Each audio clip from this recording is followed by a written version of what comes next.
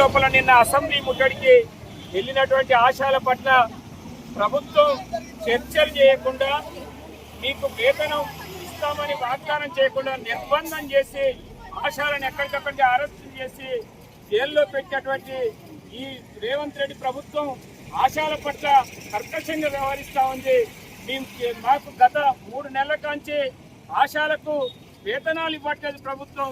మా పెండింగ్ వేతనాలు చెల్లించాలని, మాకు ఇప్పుడు ఇస్తున్నటువంటి గౌరవ పారితోషికం కాదు, మాకు కనీస వేతనం ఇవ్వాలా, నెలకు ఫిక్స్డ్ గా 18,000 వేతనం ఇవ్వాలని చెప్పేసి మా డిమాండ్ ను ప్రభుత్వం దృష్టికి తెలియజేస్తే ప్రభుత్వం సానుకూలంగా నిర్ణయం చేయకుండా మీ పట్ల మేము చర్చలు చేయం, మేము ఎక్కడ కూడా మీ డిమాండ్ అంగీకరించామని చెప్పేసి నిర్దాక్షిణ్యంగా పోలీస్ వ్యవస్థను ఉపయోగిస్తూ చేస్తున్న ఉద్యమాన్ని అణచిపెడతా ఉంది.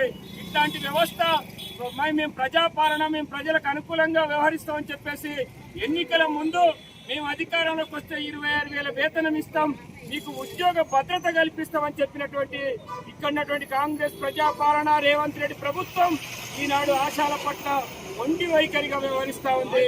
ఆశాలు గత 15 రోజుల కాంచే నిరసన కార్యక్రమాలు చేస్తా ఉంటే నిమ్మకు నీరెట్టినట్టుగా వ్యవహరిస్తా ఉంది తప్ప ప్రభుత్వం ఇప్పటికైనా ఆశాలకు చేస్తున్నటువంటి ఈ నిరసన కార్యక్రమాల పట్ల ఉదాసీనంగా వ్యవహరించడం కాదు, చర్చలు చేసి మాకున్నటువంటి డిమాండ్స్ అమలు చేయమంటా ఉన్నాం.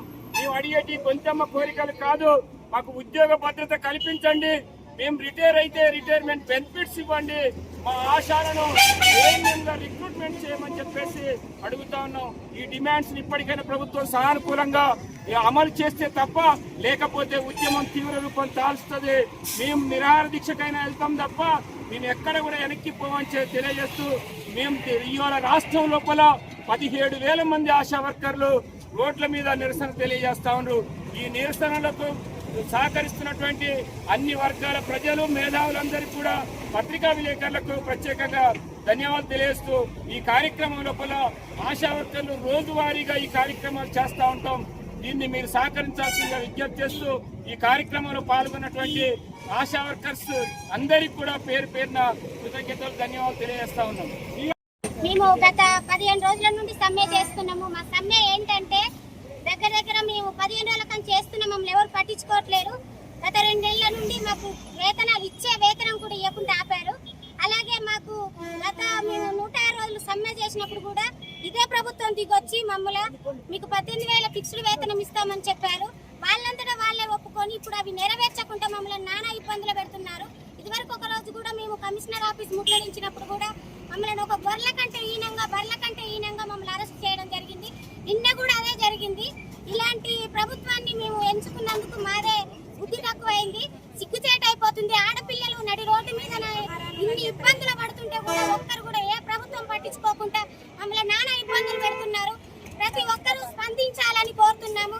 మేము చేసే సేవలు ఎవరికన్నా అందట్లేవా? ప్రతి ఒక్క గ్రామానికి వెళ్ళి వాళ్ళని సర్వే చేసుకోమనండి. బాలింతలకు, వృద్ధులకు, పసిపిల్లలకు ప్రతి ఒక్కరికి మేము సేవలు అందిస్తున్నాం. బీపీ షుగర్ వాళ్ళకు ఒక్కొక్కరికి అయితే ఇంటికి వెళ్ళి తీసుకెళ్లి మందులు ఇప్పిస్తున్నాం.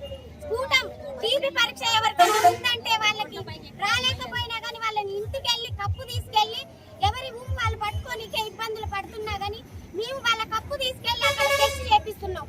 ఇంతకంటే సేవలు చేసే వాళ్ళు ఎవరైనా ఉన్నారా? ఇంత సేవలు చేసినా కానీ మమ్మల్ని గుర్తించకుండా, మమ్మల్ని ఈ రోడ్ల మీద మమ్మల్ని ఆడపిల్లలను చూడకుండా, ఇందులో ఎంతో మంది